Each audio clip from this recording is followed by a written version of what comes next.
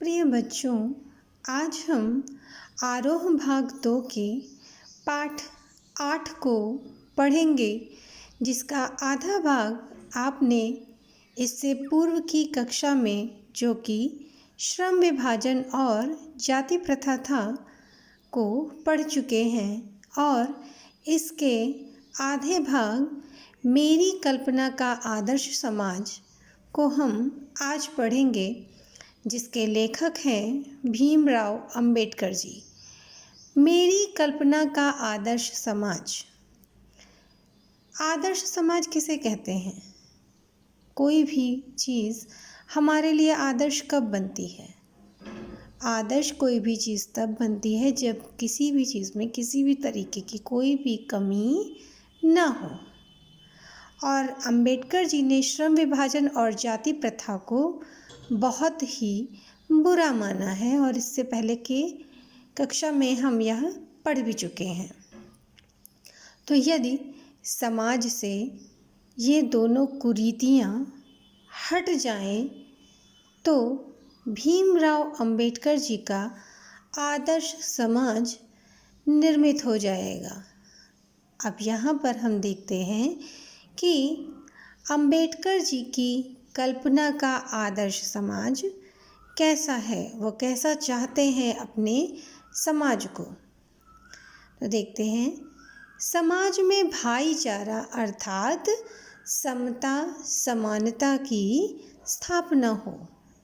कहने का तात्पर्य है कि जो भेदभाव जातीयता के नाम पर, श्रम विभाजन के नाम पर और पिछड़े, अग्रिम आदि जैसे शब्दों का प्रयोग करके जो प्रताड़ना की जाती है, उनसे यदि निजात मिल जाती है तो आपस में भाईचारा की व्यवस्था हो ही जाएगी।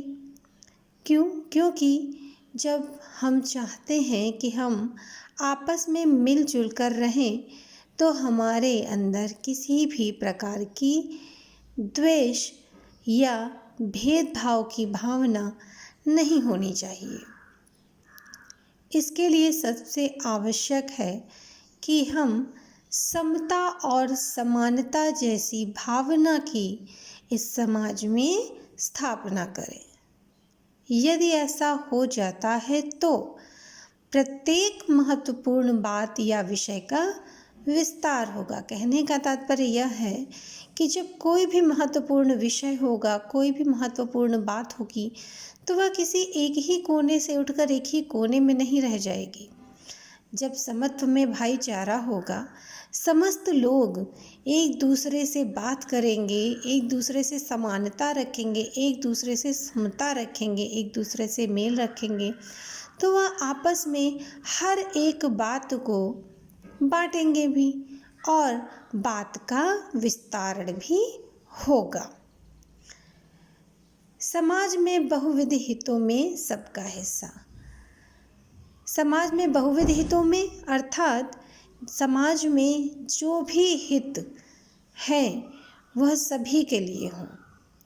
कहने का तात्पर्य यह है कि जो कुछ भी समाज में घटित हो रहा है, उसके सभी हिस्सेदार हों। किसी एक वर्ग, किसी एक जाति के लिए कोई भी कार्य निर्धारित ना हो। हर व्यक्ति यही चाहता है कि वह अपनी इच्छा अनुसार कार्य करे। और जब श्रम विभाजन की व्यवस्था होती है, तो व्यक्ति अपनी इच्छा अनुसार कार्य नहीं कर सकता, भले ही वह किसी भी कार्य को करने में कितना भी सक्षम क्यों ना हो। तो यहाँ पर अंबेडकर जी चाहते हैं कि श्रम विभाजन और जाति प्रथा जैसी कुरीतियाँ हमारे समाज से निकाल फेंकी जाएं, और यहाँ पर सभी लोग अपने अपने हितों के विषय में सोचें। सभी लोग अपने अपने हितों के विषय में सोचने के लिए स्वतंत्र हों। सभी लोग अपना व्यवसाय, अपना कार्य चुनने के लिए स्वतंत्र हों। ऐसा आदर्श समाज उनकी कल्पनाओं में तैरता रहता है। आज वह चाहते हैं कि समाज जब ऐसा हो जाएगा, तभी शायद इस समाज में जो ये कुटिलता व्याप्त है इसका अंत हो जाएगा।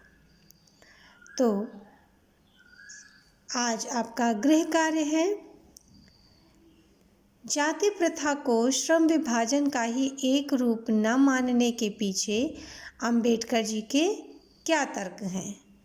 और दूसरा प्रश्न है, जाति प्रथा भारतीय समाज में बेरोजगारी व भुखमरी का भी एक कारण कैसे बनती है?